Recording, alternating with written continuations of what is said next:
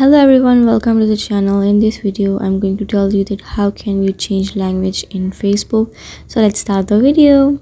First of all, you have to open up your Facebook application and open up your profile. Tap on the three horizontal lines and slide down and tap on settings. Now you have to scroll down and you'll see the option of language and region. You have to tap on it.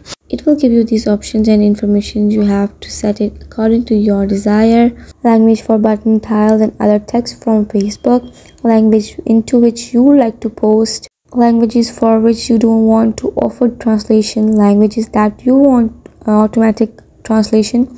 You just have to set all this information according to your desire and your language will be set. This is how you can set your language. I hope you like the video and this video will help you a lot in any way.